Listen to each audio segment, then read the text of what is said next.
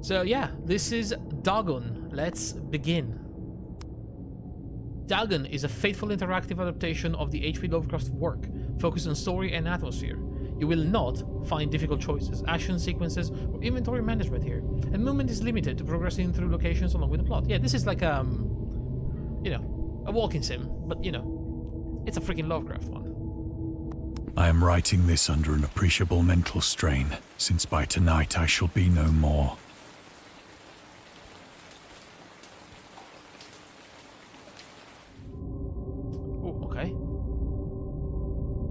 Sounds loud, but again, I sort of want it to be as loud as me when they're speaking, you know? During the game you will encounter interactive elements. Some of them will allow you to continue your journey, others reveal interesting facts about the original short story, its historical background, and the author. Oh, very cool. Some of the trivia is hidden. In order to find the secrets, focus your eyes and look for the elder signs. Like that. Okay, so with a click. You can also access all the found facts later. They will be available in the main menu. Cool.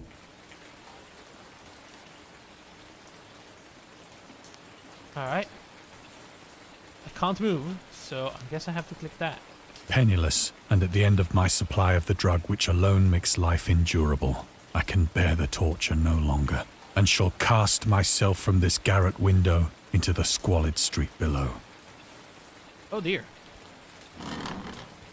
Do not think from my slavery to morphine that I am a weakling or a degenerate. When you have read these hastily scrawled pages, you may guess, though never fully realize, why it is that I must have forgetfulness or death. Okay. So that makes the story go forward, and that's like flavor. Morphine. Morphine entered into use in the 19th century and was routinely administered to treat severe pain during the American Civil War and the World War I. It was also sold without restriction until 1914. Holy crap. Morphine became more popular after the invention of the hypodermic syringe around 1854. Frederick Tuner, who first isolated the substance, originally named it morphium, after Morpheus, the Greek god associated with dreams. At the time when Dagon was published, morphine abuse, known as soldier's disease, already posed a big problem in the United States. Oh, wow. That's cool. That's a little, you know, historical background. I like that. It was in one of the most open and least frequented parts of the broad Pacific that the packet of which I was supercargo fell a victim to the German sea raider. Yeah, it's completely out of the story, you know, it's like actual real-life information.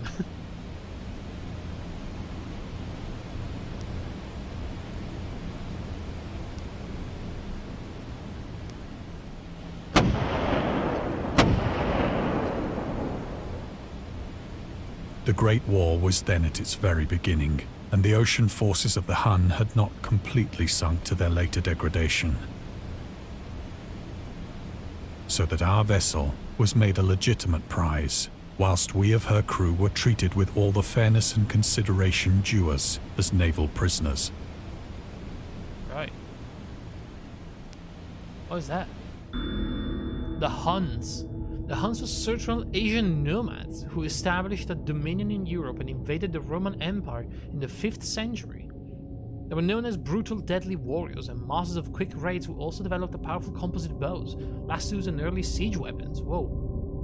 In World War I, the British used the word Hun as a synonym for Germans in order to emphasize their brutality. However, the term originated when the German Emperor Wilhelm II gave a speech to his troops in the 1900s before they embarked to China. Should you encounter the enemy, he will be defeated. No quarter will be given. Prisoners will not be taken. Whoever falls into your hands is forfeited. Just as thousands of years ago, the Huns under the King Attila made a name for themselves, one that even today makes them seem mighty in history and legend. May the name German be affirmed by you in such a way in China that no Chinese will ever again dare to look cross-sighted at German. Whoa. Fucking super racist Emperor Wilhelm II, Jesus Christ. The refusal to take prisoners was a clear breach of the laws and custom of war adopted during the First Hague Convention of 1899. Damn.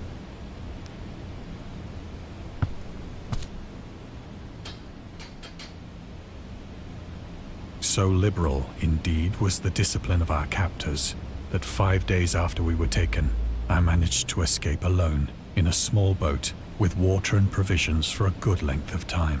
Oh, so this guy ran away, huh?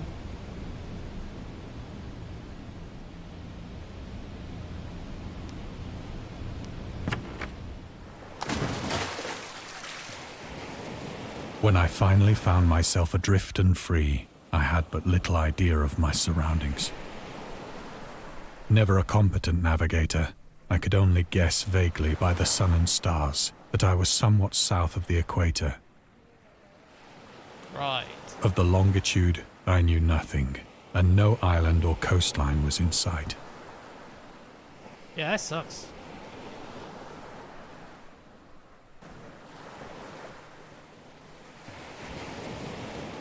I don't really see anything. Can we look at like a star?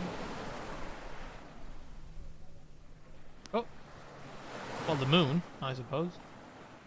The weather kept fair, and for uncounted days I drifted aimlessly beneath the scorching sun, waiting either for some passing ship or to be cast on the shores of some habitable land. I feel like I'll most likely just die in the middle of nowhere, in the ocean.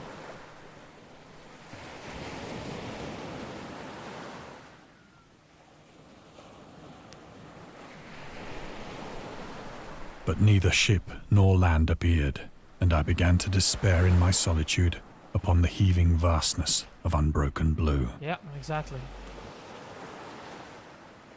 The change happened whilst I slept. The change? Its details I shall never know. For my slumber, though troubled and dream-infested, was continuous. Uh-oh.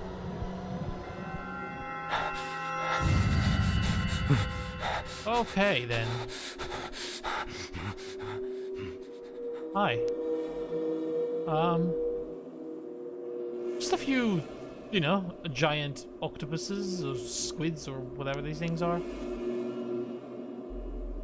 When at last I awoke, it was to discover myself half sucked into a slimy expanse of hellish black mire, which extended about me in monotonous undulations as far as I could see.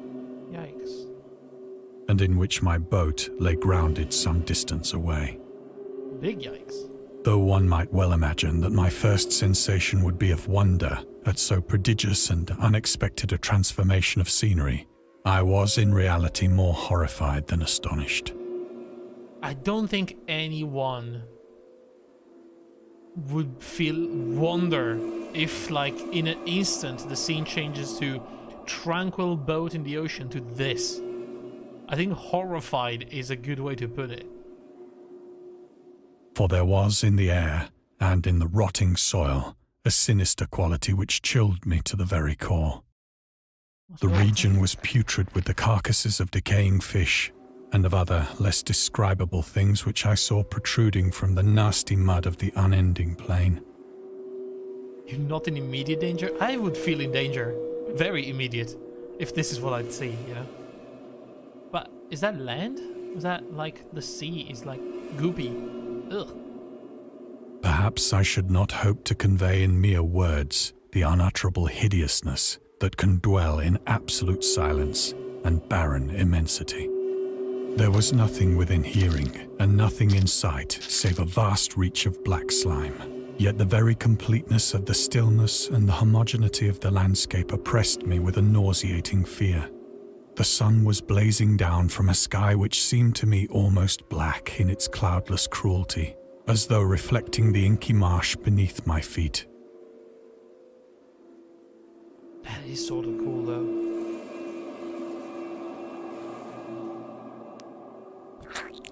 Ooh, the sounds. Oh, we're moving into the goop. As I crawled into the stranded boat, I realized that only one theory could explain my position. Through some unprecedented volcanic upheaval, a portion of the ocean floor must have been thrown to the surface, exposing regions for which innumerable millions of years had lain hidden under unfathomable watery depths. Yeah, nah, I don't think so, buddy. So great was the extent of the new land which had risen beneath me that I could not detect the faintest noise of the surging ocean, straining my ears as I might. Nor were there any seafowl to prey upon the dead things. What if we're on top of a creature so big that it looks like it's a goopy sea?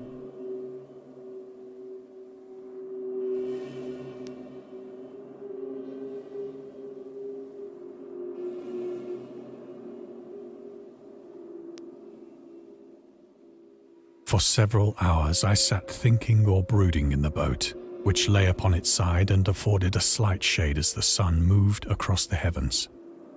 Is that trilobite? Isn't that like extinct?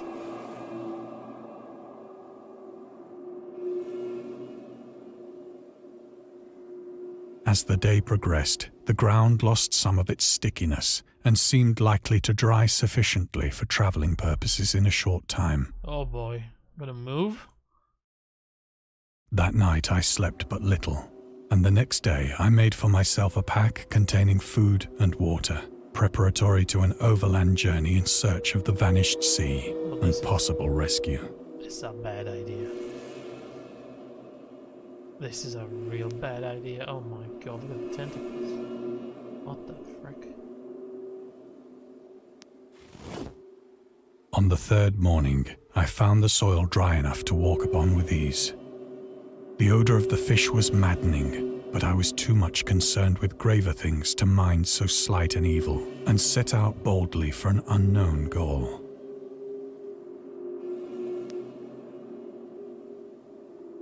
Yeah? Oh no, the squishy nose. Oh. All day I forged steadily westward, guided by a faraway hummock which rose higher than any other elevation on the rolling desert.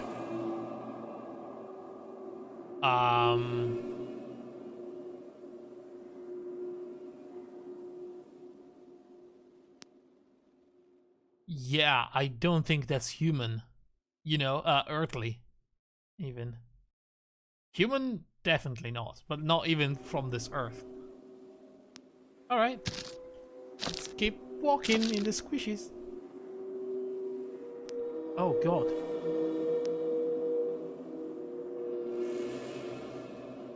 Oh boy. Yeah, don't worry about that, keep walking. Sure, it's gonna be fine. That night, I encamped, and on the following day still travelled toward the hummock, though that object seemed scarcely nearer than when I had first espied it.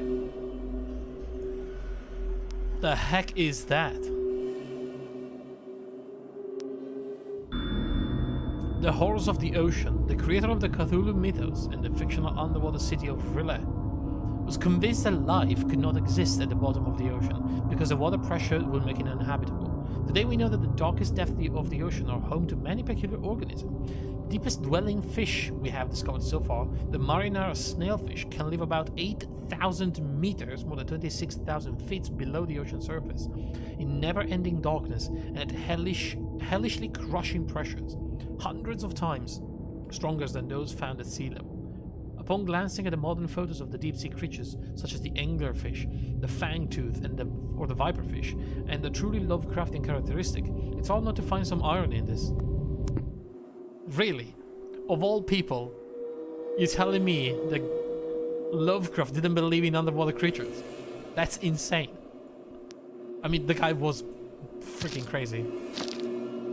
So, I suppose.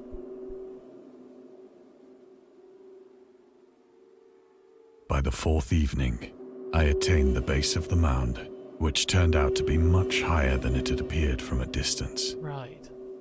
An intervening valley setting it out in sharper relief from the general surface. Too weary to ascend, I slept in the shadow of the hill. I know not why my dreams were so wild that night, but ere the waning and fantastically gibbous moon had risen far above the eastern plain, I was awake in a cold perspiration, determined to sleep no more. Such visions as I had experienced were too much for me to endure again. and in the glow of the moon I saw how unwise I had been to travel by day. Without the glare of the parching sun, my journey would have cost me less energy. Indeed, I now felt quite able to perform the ascent which had deterred me at sunset. Picking up my pack, I started for the crest of the eminence.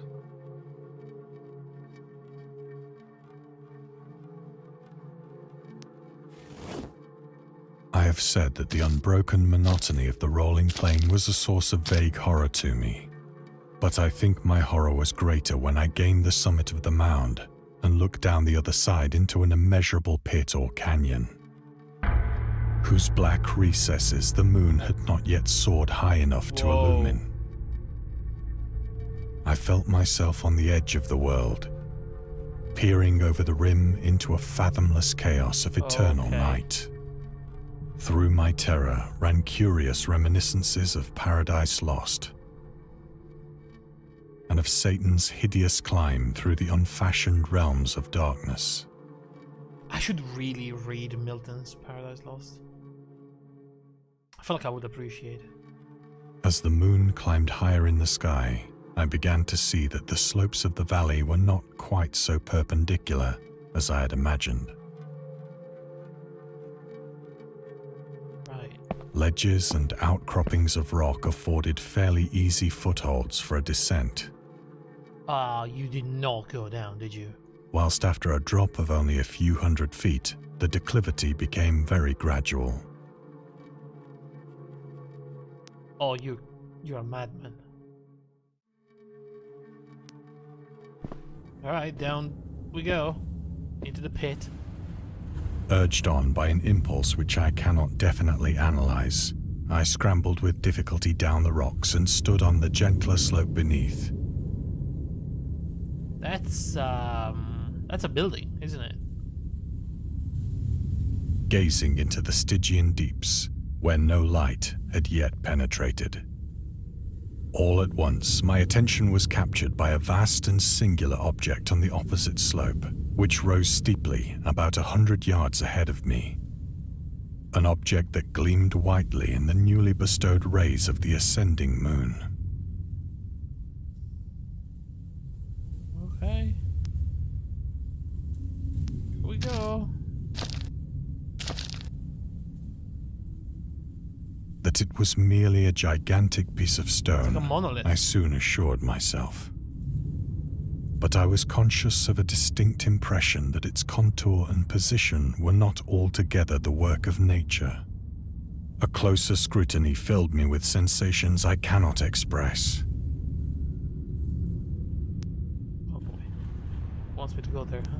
For despite its enormous magnitude, and its position in an abyss which had yawned at the bottom of the sea since the world was young, I perceived beyond a doubt that the strange object was a well-shaped monolith, whose massive bulk had known the workmanship and perhaps the worship of living and thinking creatures.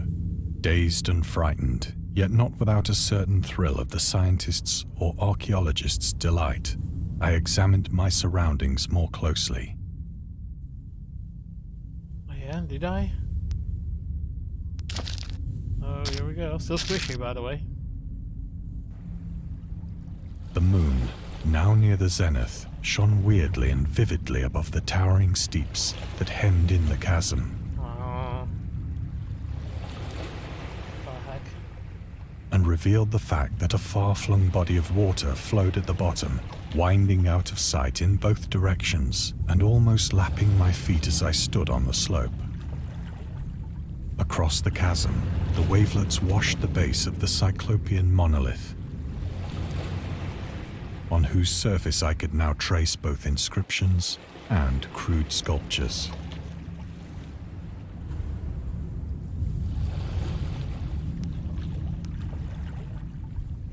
The writing was in a system of hieroglyphics unknown to me and unlike anything I'd ever seen in books, consisting for the most part of conventionalized aquatic symbols such as fishes, eels, octopi, crustaceans, mollusks, whales, and the like. Several characters obviously represented marine things which are unknown to the modern world, but whose decomposing forms I had observed on the ocean-risen plain. It was the pictorial carving, however, that did most to hold me spellbound. Yes. Very good.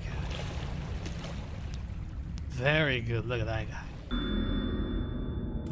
Dagon contains many themes and storytelling methods that Lovecraft developed in his later works, such as telling the story through carvings, right, journals and characters' notes, islands emerging from the ocean, or fictional beings and deities based on real events and mythologies. Really. Like the Migo. It's also considered the origin of the popular Cthulhu mythos. Some of Lovecraft's other stories also conclude in a manner similar to Dagon. Alright. Ah, look at that. That's a boy. And that's... Plainly visible across the intervening water, on account of their enormous size, were an array of bas-reliefs whose subjects would have excited the envy of a doré. This is very interesting, by the way. You can clearly see that there's like fishes and everything, and then there's the ocean, and then under the ocean is the monolith. So, are we under the ocean? Are we in the depths of the ocean? I think that these things were supposed to depict men, at least a certain sort of men. I don't think those are men. They seem like... Though the creatures were shown disporting like fishes in the waters of some marine grotto. Oh boy. Or paying homage at some monolithic shrine, which appeared to be under the waves as well. Yeah. Of their faces and forms I dare not speak in detail, for the mere remembrance makes me grow faint. Grotesque beyond the imagination of a Poe or a Bulwer. They were damnably human in general outline, despite webbed hands and feet, shockingly wide and flabby lips, glassy, bulging eyes, and other features less pleasant to recall. Goodness. Curiously enough, they seem to have been chiseled badly out of proportion with their scenic background. Are you sure they're out of proportion? For one of the creatures was shown in the act of killing a whale, represented as but little larger than himself. Oh. I remarked, as I say, their grotesqueness and strange size, but in a moment decided that they were merely the imaginary gods of some primitive fishing or seafaring tribe. Some tribe whose last descendant had perished eras before the first ancestor of the Piltdown or Neanderthal man was born.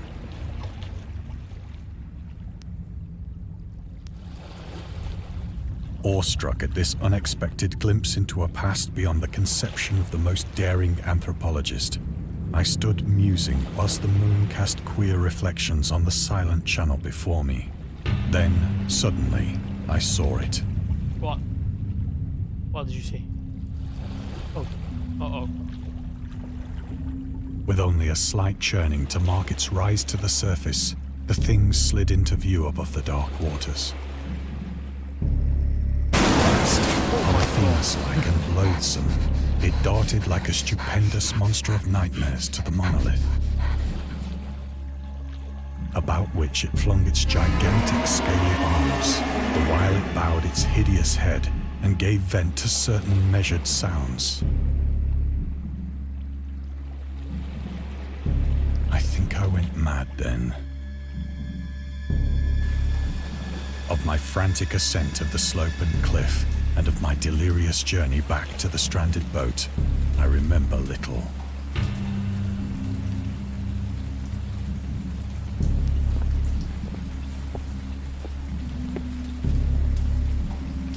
I believe I sang a great deal, and laughed oddly when I was unable to sing.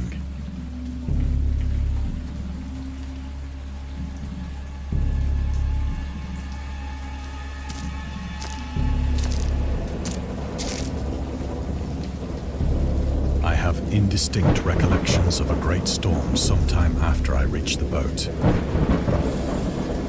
At any rate, I know that I heard pearls of thunder and other tones which nature utters only in her wildest moods.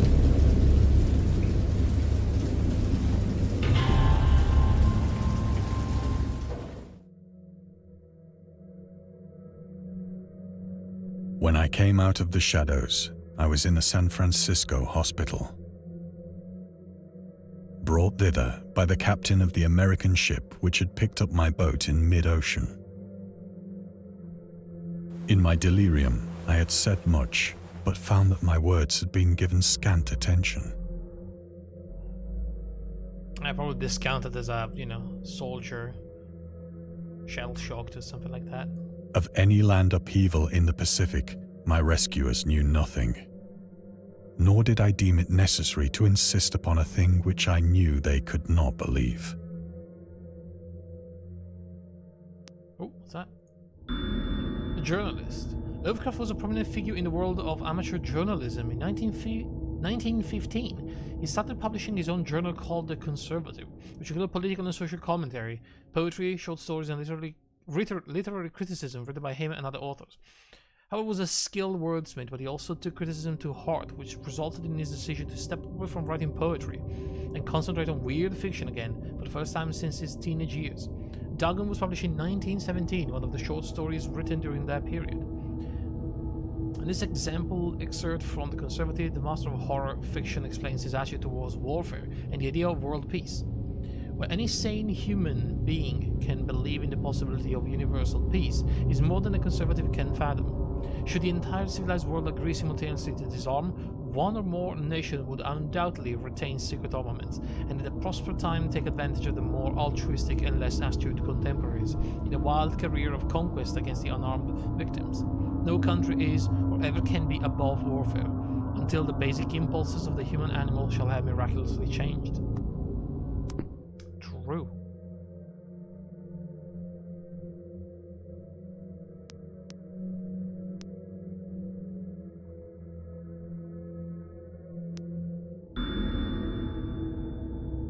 The atheist. Lovecraft considered himself an atheist, an absolute materialist, which attributed partly to his early childhood interest in astronomy and science in general.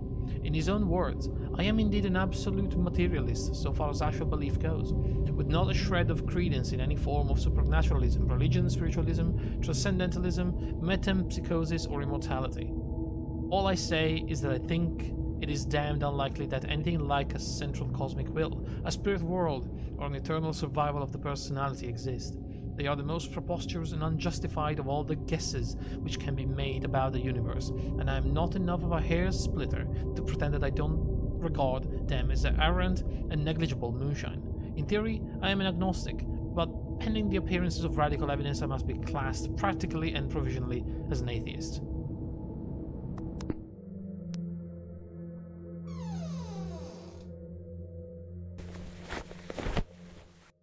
Once I sought out a celebrated ethnologist and amused him with peculiar questions regarding the ancient Philistine legend of Dagon, the fish god. Oh my god, thank you, Dagon. Oh, I can finally say it.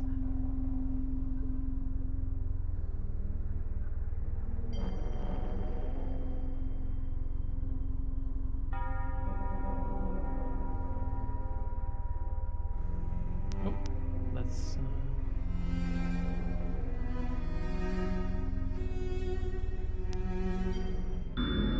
Dagon, or Dagon, was the main deity of the Philistines, worshipped throughout the Middle East as the ancient god of fertility and crops.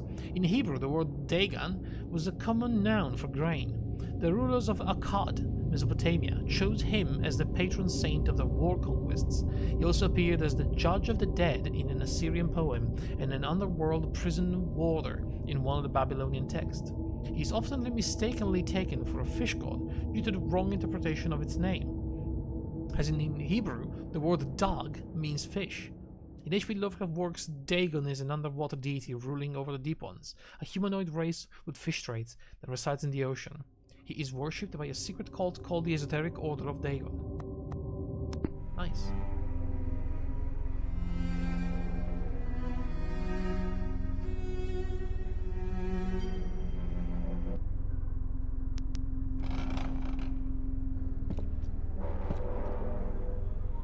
But soon perceiving that he was hopelessly conventional, I did not press my inquiries.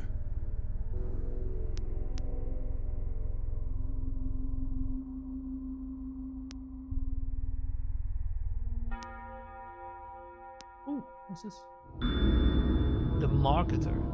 Lovecraft's attempt to find a job in 1925 were influenced by advice he received from friends. Among others, he started freelancing for a marketing magazine. What? I didn't know that. Well, he would write announcements and commercials. Feel free to judge his copywriting skills for yourself. From an ad for Curtis Woodwork. Oh my god, here we go.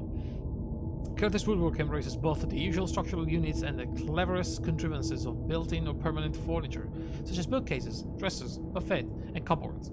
Every model is conceived and created with the purest art, ripest scholarship, and mellowest craftsmanship, which energetic enterprise can command, and made to conform rigidly to the architecture of each particular type of home. The cost considering the quality is amazingly low, and a trademark of the individual pieces prevents any substitution by careless contractors.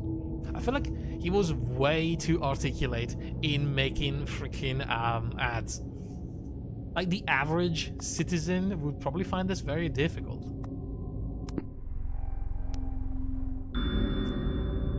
August Derleth and the Cthulhu Mythos.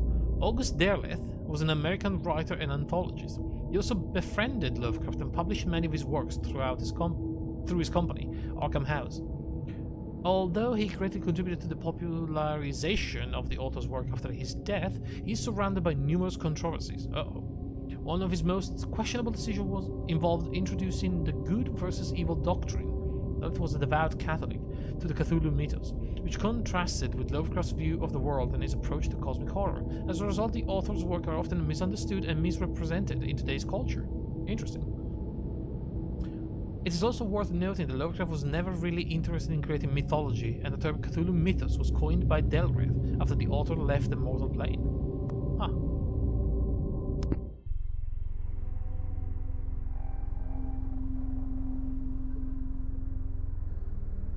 The more you know.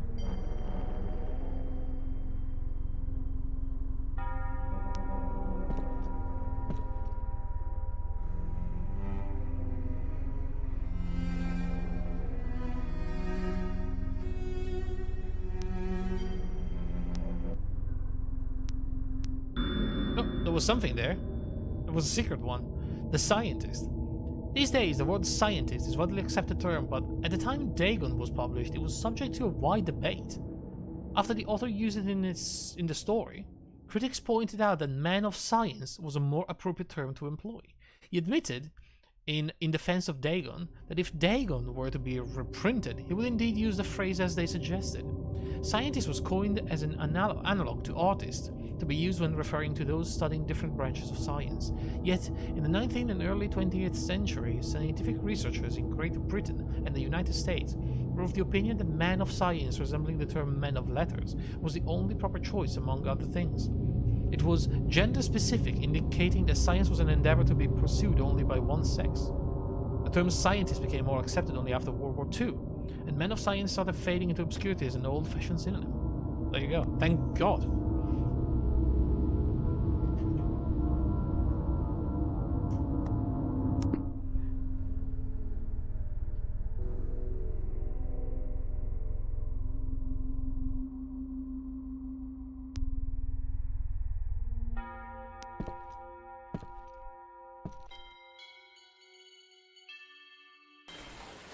It is at night, Here we are. especially when the moon is gibbous and waning, that I see the thing. I tried morphine, Oh, he still sees it? but the drug has given only transient surcease, and has drawn me into its clutches as a hopeless slave. Became addicted.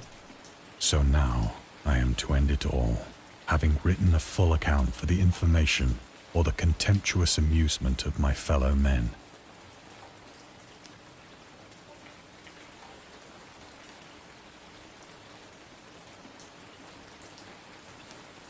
The Elder Sign. At another house where people were stirring, he asked questions about the gods and whether they danced often upon Larion? But the farmer and his wife would only make the Elder Sign and tell him the way to Nier and Ulthar, the dream quest of unknown Kadath from Lovecraft. Elder Sign is a protective symbol that can be found in various works of pop culture, usually represented by a 5-pointed star with an eye-flamed symbol in the center. For example, in games inspired by Lovecraft writings, it's supposed to ward away all kinds of cosmic horrors. However, this is a later version of the sign created by the author's friend, writer August Derleth. So this guy Derleth pretty much made Lovecraft's work into something, that would become part of pop culture, like underground horror stuff. But it feels like none of that was in Lovecraft's intention. But I guess that's sometimes what happens, after an author dies, it's on other people to make something out of what's left. In our game, we have used the original symbol as designed by Lovecraft in the form of a 6-pointed branch, which is sometimes included in letters to his friend. Oh, interesting. So the one we see like there, that's the real symbol. Amazing. Lovecraft owned tobacco and alcohol. Lovecraft hated tobacco, even though he used to smoke when he was 12. Oh my goodness. 12? In order to look and feel like an adult, in his correspondence with friend Reinhard Kleiner, he claims that he quit as soon as he started wearing long pants. He also had very strong opinion about alcohol, as evidenced by his letter to Zialia Brown. As for the matter of drinking, I have never tasted intoxicating liquor and never intend to, having a strong aesthetic disgust at anything which blunts or coarsens the delicate natural equipoise of the evolved human intellect and imagination. Drinking excited my personal repugnance, hence I don't drink. Let the herd do what they will. I am rather in favor of prohibition, the prohibition of any one antisocial force, as well as any other. Huh. I mean, you can drink without getting intoxicated, but I guess he was a bit of an extremist in his life. Often, I ask myself if it could not all have been a pure phantasm, a mere freak of fever, as I lay sun-stricken and raving in the open boat after my escape from the German man-of-war.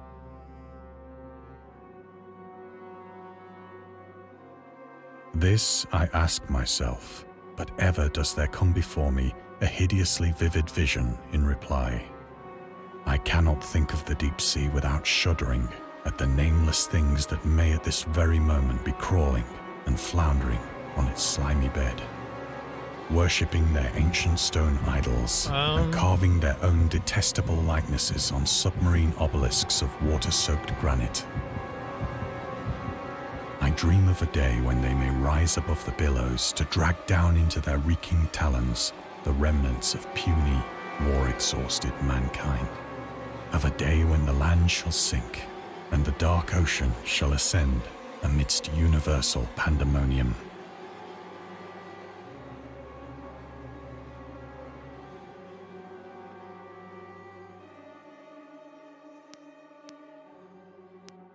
Damn.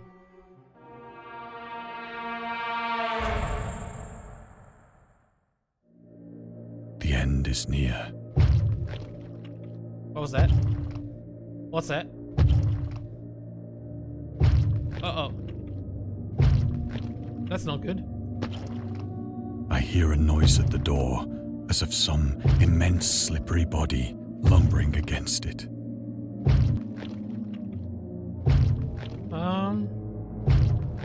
So what do we do?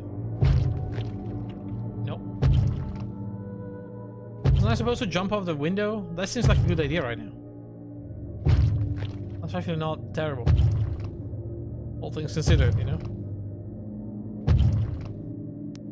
It shall not find me. Hello? Don't. God, that hand! Oh, God. The window! The window! first. A last quick check for secret. Alright, there's nothing. The window.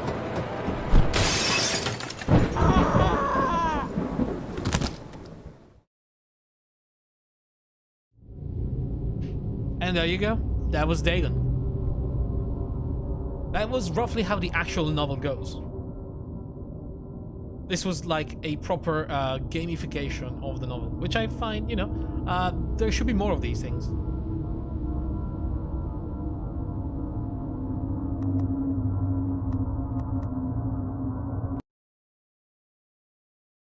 Yeah, there you go. Oh man, well, good stuff. Very good atmosphere, and you know, the freaking Lovecraftian mythos. There's just something about them, you know. I'm always a big fan, always. And I don't know how this game is built, if it's like Unity or if it's Unreal Engine, but it looks really good as well. Yeah, that was a short one, but a good one.